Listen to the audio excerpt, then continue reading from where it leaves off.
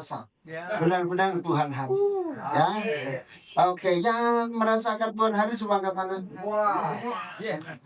Berarti sudah disembuhkan, sudah dijawab doanya, sudah diberkati, dan firman Tuhan hanya meneguhkan. Saudaraku, kalau lihat Pak Stephen, saya sangat bahagia hari ini. Karena sempat menyaksikan beliau mau masuk ruang operasi, semua agak ketar-ketir. Dan setelah kita berdoa, hati baru tenang. Dan hari ini ada di sini, membahagiakan. Jadi udah 2 orang ya, dari kematian hidup lalu bercerita di sini. Nah, sebelum saya khotbah, saya teringat peristiwa Lazarus dan orang kaya. Lalu Tuhan izinkan kedua-dua dipanggil pulang. Sayangnya beda tempat. Lazarus di pangkuan Abraham, orang kaya di tempat lain. Yang rasanya panas, penuh penderitaan dan kehausan. Dengan haus teramat sangat, orang kaya itu bicara sama Bapak Abraham. Izinkanlah Lazarus mencucukkan jarinya di air dan menaruhnya di lidahku untuk melepaskan dahaga. Tapi Bapak Abraham bilang nggak bisa karena jarak di antara kita tak terseberangi. Lalu Bapak Abraham bilang, waktu kamu di dunia kamu sudah dihibur, sudah menerima penghiburan, kamu kaya raya. Tapi Lazarus penuh penderitaan. Akhirnya sadar nih orang kaya. Orang kaya itu bilang begini, kalau begitu, tolong suruh Lazarus beritahu kepada saudara-saudaraku supaya mereka tidak seperti aku. Karena aku di sini menderita. Tapi Bapak Abraham bilang apa? Kalau mereka tidak percaya kepada orang yang hidup, mereka pun tidak akan percaya kepada orang yang mati. Namun bagi kita warga Yesua Healing Ministry, ada kasih karunia. Ada kasih karunia. 2 orang yang mati diizinkan hidup kembali untuk mengingatkan setiap kita. Itu sebabnya kita sebagai orang-orang yang menerima semua ini, kita bersuka cita.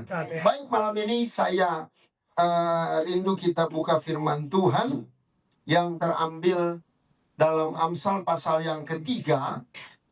Amsal pasal yang ketiga, ayat yang ke-5 hingga yang ke-8.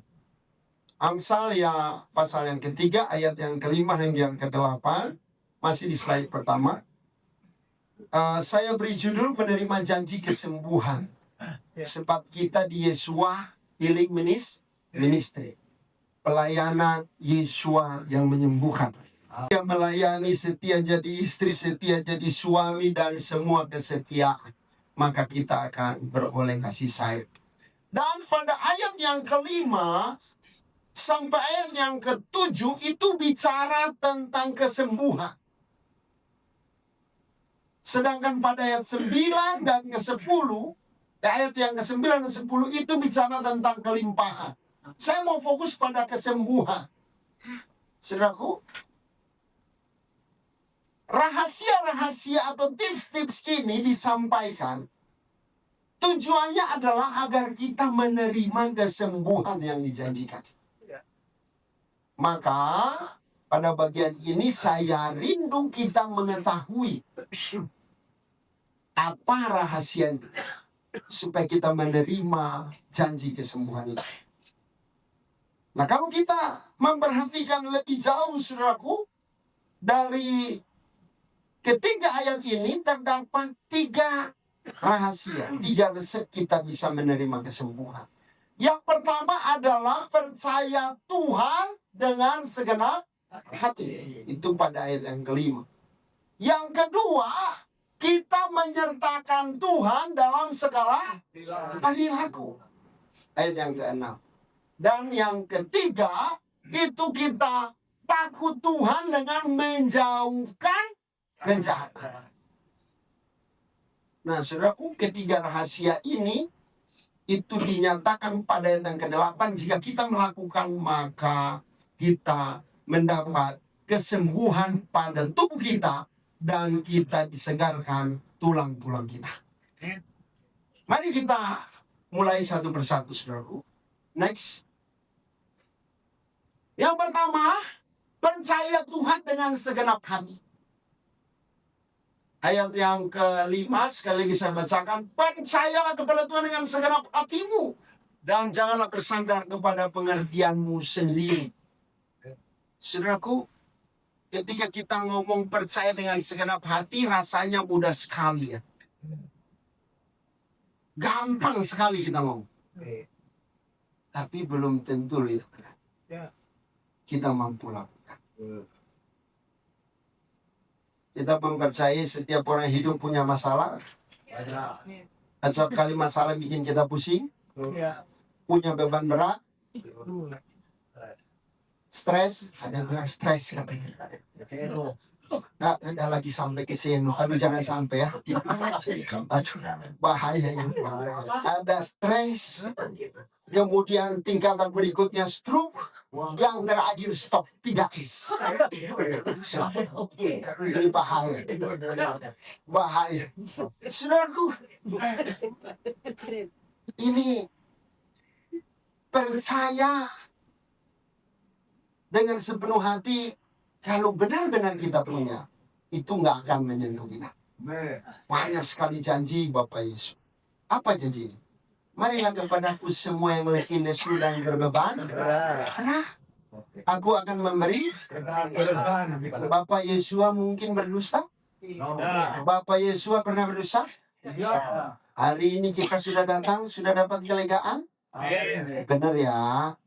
Keluar dari pintu nggak ada yang muka muram ya. Balik lagi besok nggak ada muka muram ya. Itu tanda kita belum percaya dengan sepenuh hati. Karena kalau kita benar-benar percaya, kalau kita datang pasti lega. Kenapa nggak lega? Ya kita nggak percaya toh. Itu sebetulnya itu sesederhana itu. Menguji kita percaya sepenuh hati itu gampang. Terjadi apa tidak? Kita sudah berkali-kali doakan kesembuhan, nggak terjadi. Apakah itu menunjukkan kita percaya? Kalau percaya, pasti terjadi. Saya catat di sini. Setiap orang yang percaya kepada Tuhan dengan segenap hati apa? Pasti disembuhkan. Sama-sama bilang pasti sembuh. Pasti sembuh. Apapun penyakitnya. Apapun. Kenapa? Markus 9:23 bilang apa? Bagi orang percaya tidak ada perkara yang mustahil. Penyakit kanker sembuh, penyakit stroke sembuh, penyakit apapun sembuh, sampai penyakit kantong pun sembuh. Amin.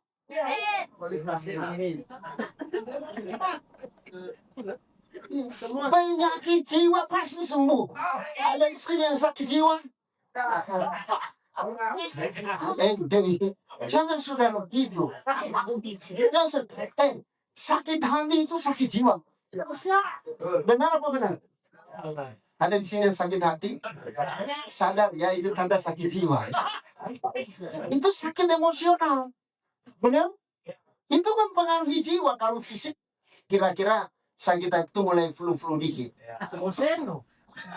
Kira-kira begitu. Anda mungkin nggak mungkin salah. Saya kalau salah langsung diprotes. Saudaraku, kita sakit hati itu kita tanda awal jiwa kita mulai kena penyakit. Jadi di sini jangan ada yang sakit hati ya.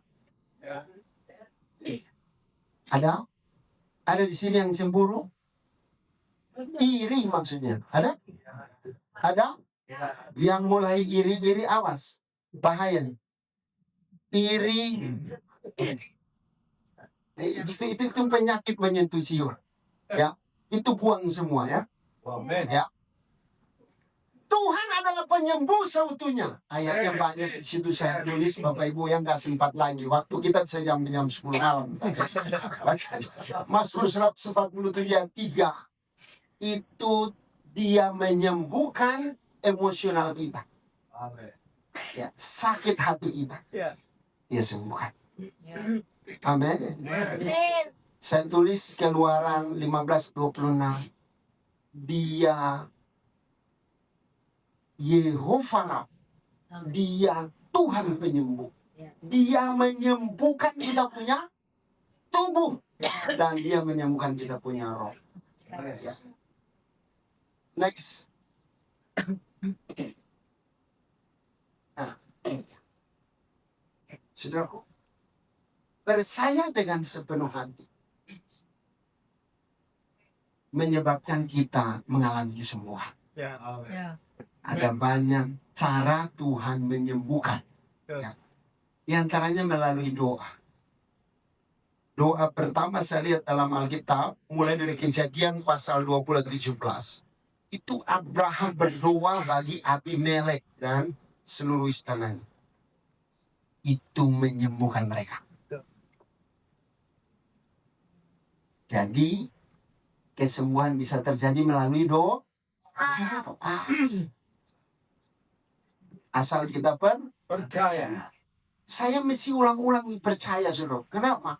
Karena saya tahu hari-hari ini, bahkan di masa akhir ini, ada pandangan gereja yang berbeda. Bahwa sebagian gereja menganggap karunia kesembuhan itu sudah diberikan Tuhan kepada rumah sakit dan bukan lagi di gereja. Ada satu denominasi besar yang demikian, punya paham. Ini tidak benar ya. Ya, kita bisa lihat kehidupan awal kira-kira siapa penyembuh? Orang belum tahu berobat kok. Jadi Tuhan itu benar-benar penyembuh. Dari Adam ribuan tahun tuh. Pengobatan baru muncul di Cina dan di India kalau saya baca-baca literatur. Itu sekitar tahun 3000-an, 4000-an sebelum Masehi. Itu Cina dan India. Itu ada resep pengobatan Imhotep di Mesir. Itu 3000-an sebelum Masehi. Lalu muncul pengembangan berikutnya di Roma dan di Yunani. Pemikir Hippocrates mulai memikirkan tentang kesehatan. Itu 200 sebelum Masehi. Artinya bahwa pengobatan ini sudah berlangsung dan terus berkembang. Kalau memang sudah diserahkan kepada ilmu pengetahuan atau kedokteran, Yesua tidak mungkin lahir di awal Masehi untuk menyembuhkan dengan doa, mujizat kesembuhan, dan segala mujizat-mujizat yang dia lakukan. Artinya apa? Bahwa dulu, sekarang, selama-lamanya kesembuhan tetap dari Tuhan. Ini yang harus kita percayai. Oh, kalau gitu, Panul lihat di rumah sakit dong. Tak. Nanti di bagian selanjutnya. Saya hanya mau kita percaya ini. Kesembuhan asalnya dari Tuhan. Tuhan siapa? Yesua. Tuhan Yesus. Ini yang digagas oleh Ibu Gembala kita di tempat ini. Kembali kepada nama Alkitab pertamanya Yesua. Yang kita dulu kenal Yesus. Sebelumnya kita kenal, saya sama Pak Stephen itu kenal dan kami mengalami mujizat. Dan tempat kita di sini mau kembali membukakan untuk ini nama.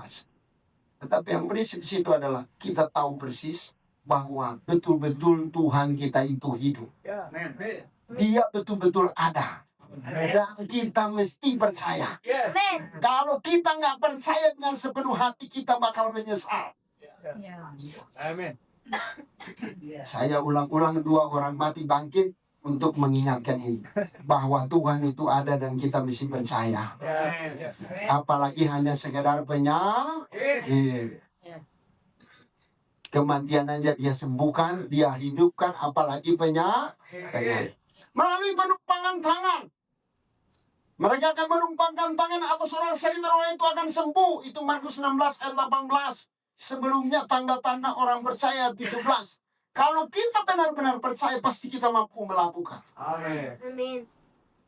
Itu benar-benar kita percaya dengan sepenuh hati.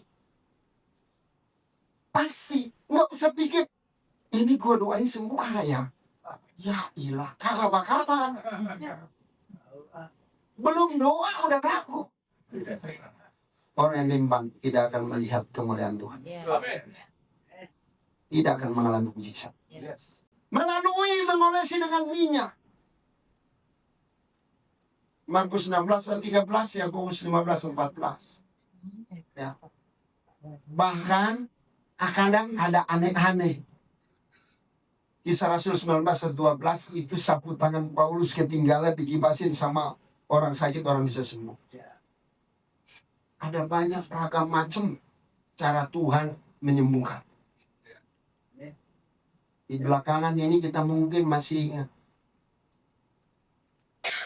Ada pendeta bisa menyembuhkan dengan perjamuan kudus dan minyak kuramat. Ya kalau Tuhan pakai, kenapa kita komplain? Betul? Ada. Namanya tahu Pak Beriannya tahu? Almarhum. Iya. Adanya menyembuhkan hanya dengan tali rafia, dengan Pak Benita Tim, orang Manado itu sama ada Bu Dokter. Bu Dokter menyembuhkan dengan Yesua Healing Ministry.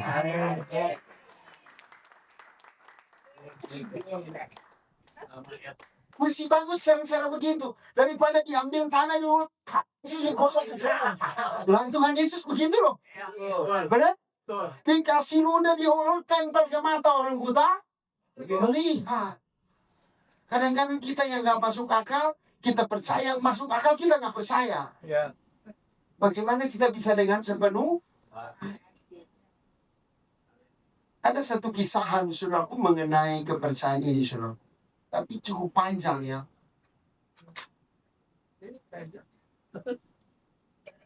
Ada 2 kakak beradik. Yang satu rajin sekolah minggu, yang satu malas. Yang herannya yang sekolah minggu agak bodoh dikit. Memang kalau yang kurang-kurang pintar, senangnya cari Tuhan.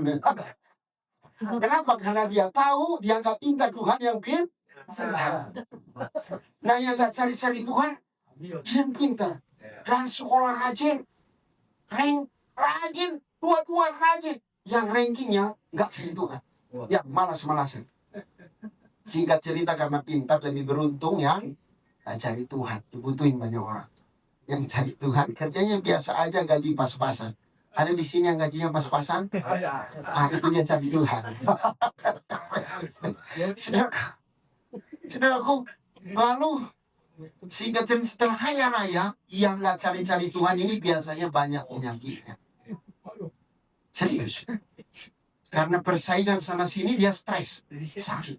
Dan benar-benar sakit. Menderita sakit parah. Seluruh harta yang didapatkan habis lenyap. Lalu datang saudaranya berkata kepadanya, kamu mesti cari Tuhan. Karena sudah nggak ada daya, nggak ada uang, nggak ada apa lagi. Ya iya toh. Orang kan kalau udah parah kan, udah di ICU kan, apa aja juga iya kan gitu kan. Yang penting sembuh. Saya khawatir didatangi dukun juga iya. Ya gitu. Akhirnya udah, dia bertobat lah singkat ceritanya. Dia bertobat. Dan dia janji, kalau saya sembuh, saya gereja, saya ibadah, saya cari Tuhan. Setelah sembuh, saudaraku, dia mikir, wah saya sembuh ini karena Tuhan apa bukannya? Karena sembuhnya berangsur. Enggak habis doain semua, enggak berangsur. Jadi dia berpikir, ini orang pintar penyakitnya kan. Ini gua sembuh karena pengaruh obat kali dari kemarin. Akhirnya setelah sembuh dia akan cari Tuhan. Bang. Orang seno. Nah, tapi karena dasar dia orangnya sudah hebat, sembuh, dicari perusahaan hebat lagi. Akhirnya dia diterima, lalu singkat cerita cepat sekali kaya.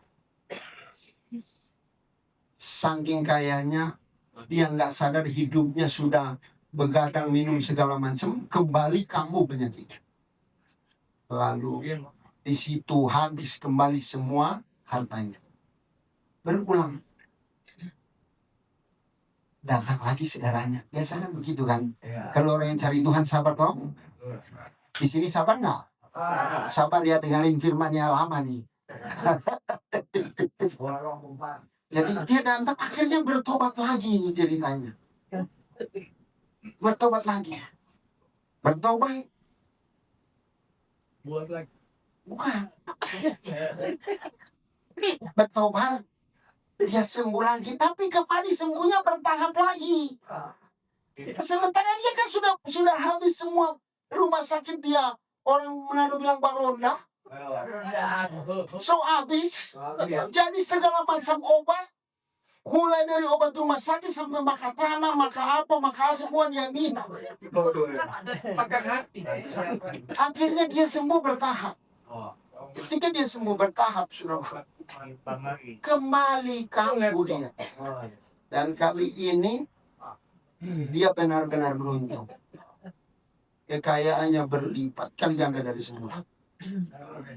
Lalu penyakitnya diteliti sudah tidak ada lagi sama sekali. Hebat ya? Saking kayanya, jadi dia beli satu lahan di perbukitan dan dia bikin di situ tempat dia melihara kuda. Sampai satu kali dia naik kuda, dia pacu kudanya begitu rupa. Kudanya masuk ke lubang kecil, nyungsep, lalu dia menang. Ternyata disedahin jurang. Lalu waktu dia jatuh, tangannya sempat meraih akar, bukan lagi dahan karena di jurang. Dan dia pegang di akar itu, dia gelantungan di akar. Dia tengok ke bawah, ada sekitar 20-30 meter batu di bawah. Jadi kalau dia jatuh hidup kan tidak. Selesai sudah kan? Dia mau bergerak banyak. Ini pohon gak terlalu besar. Dia bergerak mau habis. Nah di situ baru dia benar-benar ingat Tuhan. Dan dia berdoa. Tuhan, kali ini kalau Tuhan tolong, saya benar-benar akan percaya Tuhan. Saya mau percaya Tuhan. Lalu ada suara yang terdengar sayup-sayup di telinganya. Benar. Benar Tuhan, aku percaya seluruh hidupku, semua aku percaya. Benar. Yakin aku percaya. Sungguh kamu percaya? Ya Tuhan. Terus Tuhan bilang begini, lepaskan tanganmu. Kira-kira dia lepasin nggak? Dia lepasin nggak? Berarti dia nggak percaya dengan sepenuh hati. Ya nggak dilepasin juga mati. Mati dalam ketidakpercaya. Percaya. Lepasin aja. Saya percaya Tuhan. Barang siapa percaya kepadaku, ia akan tetap hidup sekalipun ia sudah mati. Amin. Kami percaya maka kami hidup hari ini. Amin. Dan untuk itulah memberitahu Bapak Ibu. Saudaraku, saya berikan keterangan terakhir di situ bahwa dengan tidak menyebutkan banyak hal cara kreatif lain dari Tuhan untuk menyembuhkan umatnya dari penyakit, bahkan kematian, sebab maut telah ditelan dalam kemenangan. Amin. Itu ada di 1 Korintus 15 ayat yang ke-54. Maut telah ditelan dalam kemenangan. Hai maut, di manakah sengatmu? Yes. Hai maut, di manakah kekuatan? Sengat maut ialah dosa, dan kuasa dosa ialah hukum Taurat. Jadi kematian karena dosa tidak lagi berkuasa atas kita. Bagi orang percaya, saya mau tanya, Yesua mati karena kehabisan darah atau karena apa? Dosa.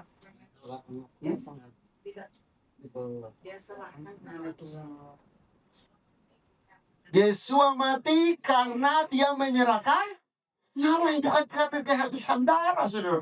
Bagi orang yang percaya dengan sepenuh hati. Itu sebabnya saya mau bilang. Waktu lalu saya sudah bilang juga. Hari ini saya ulang lagi.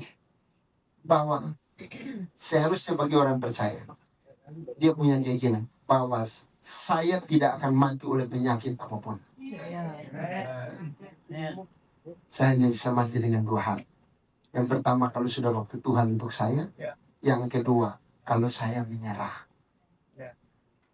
Ada yang mau menyerah di sini? No. Ada? Biar kita doain. Yang kedua, Pak Chandra yang kedua. Ini lama itu nanti uruskan. Yang kedua, saudaraku, bagaimana agar kita menerima janji kesembuhan? Menyertakan Tuhan dengan perilaku. Ayat ini berkata, akuilah dia dalam segala lakumu, maka ia akan meluruskan jalan. Saudaraku, saya mencatat mengakui Tuhan dalam segala laku berarti menyertakan Tuhan dalam usaha medis atau pengobatan. Artinya saudaraku, bahwa medis pun bisa dipakai oleh Tuhan. Tetapi tidak benar kalau kesembuhan itu sudah diserahkan Tuhan kepada medis. Itu tidak benar. Ya. Tetapi Tuhan juga dapat memakai medis untuk kesembuhan. Jadi jangan alergi di sini untuk berobat ya. Saya dulu pertama bertobat, saudaraku, sampai nggak mau minum obat. Pokoknya Tuhan penyembuhan. Untung gembala saya dulu agak sedikit nakal. Udah minum aja ini.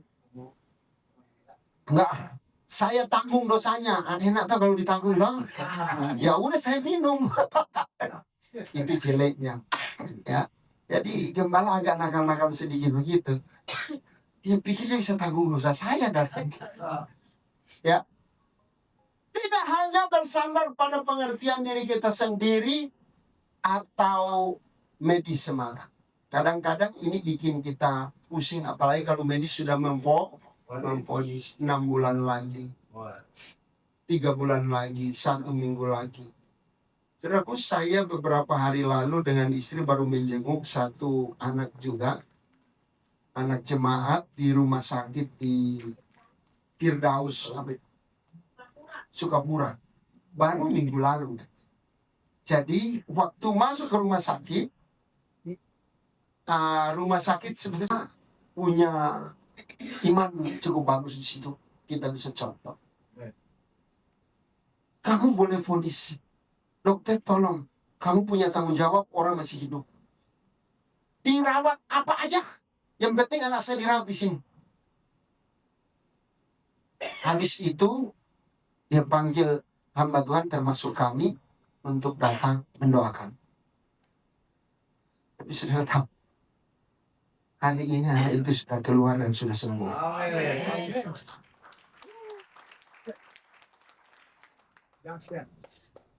Saya hanya mendoakan. Ya kali itu saya nggak hanya bisa diam karena dia nggak bisa gerak lagi toh. Jadi harus saya pergi gerak. Dalam nama Yesus sembuh, terbuka semua, terbuka. Dia langsung bisa respon. Diajak ngobrol langsung bisa jawab. Diminta percaya dia langsung yakin. Di saat itu saya lihat tangan bapaknya mulai buka ikatan-ikatan. Dan kemarin hari Minggu ketemu, bapaknya bilang anak saya sudah pulang, sudah sembuh. rasanya bahagia. Amin. Jadi mujizat itu masih ada. Tetapi Tuhan juga pakai medis. Apa aja. Bukankah Tuhan itu bekerja dalam segala sesuatu untuk mendatangkan kebaikan? Iya. Janji Tuhan meluruskan jalan. Berarti Tuhan membimbing kita pada pengobatan yang tepat. Haleluya. Ya. Kalau maunya kita kadang-kadang udah gerasa kerusuk asal aja. Apalagi kalau rada panas sedikit tanya, sakit ini obatnya apa? Udah minum aja. Nah ini bahaya sekali. Kita mesti sertakan Tuhan. Ya. Tanya. Karena kalau sudah masuk gak bisa saudara keluar. Begitu aja itu obat. Salah minum obat bahaya. Saya pendeta-pendeta juga pernah salah kasih obat. Makanya perlu doa. Ini pendeta mau jadi dokter ya begini ini. Saya biasa kalau flu minum Neoset. Saya minum 1 selesai. Tahu-tahu ada sepupu saya tinggal ikut saya di rumah. Wah, aku sakit gini. Udah kamu minum Neoset. Tapi parah banget kemarin minum 1 botek apa-apa dia bilang itu gak sembuh. Minum 2. Yang gak bangun-bangun 2 hari loh. Besoknya dia datang. Akhirnya dia berobat. Dia berobat ke puskes, dokter marah-marah. Kebetulan berobatnya marahin saya lagi. Jadi dokter marahin dia, dokter juga marahin saya. Nah ini dia. Jadi kita perlu menyertakan Tuhan. Jangan sembarangan ya. Jadi obat kita juga perlu doakan. Sertakan, tanya Tuhan. Boleh nggak rumah sakit ini? Boleh nggak rumah sakit itu? Pas nggak? Tapi kalau sudah Tuhan tunjuk, jangan juga kita ragu-ragu. Ya. Kan kita harus punya keputusan. Ya, orang benar hidup oleh iman. Ya. Yakin itu petunjuk Tuhan, cap. Ia akan meluruskan jalan. Ya. Ini dia. Dan Tuhan akan memberikan ketenangan di hati kita. Juga mengarahkan kita untuk kembali kepada pola hidup yang sehat. Karena kadang penyakit kita juga datang dari pola hidup. Iya, kadang bukan hanya pikiran ya. Kadang-kadang begadang, tidur malam, kerja berlebihan. Ini juga bisa bikin vertigo, saudara-saudara. Ya. Saya pernah kenal muter-muter dunia. Karena sudah pernah kenal, kemarin sebelum saya lagi ketik-ketik persiapan untuk khotbah di Pluit, jam 12, kenapa nih kepala? Aduh, saya ingat, ini kok sama kayak dulu ya? Saya buru-buru saya matiin, udah ganti khotbah setengah, DPD setengah, word biarin aja, saya tidur. Dan puji Tuhan saya bisa berdiri. Jadi Tuhan bimbing kita untuk kita tidak hanyut dalam pola hidup yang salah. Ini yang sebab akibat tadi pun berlaku. Udah tahu kita penyakit kulang, makan yang manis-manis terus. Ya salah sendiri kan kita ini makan sampai berdosa. Tahu makan sampai berdosa saudaraku?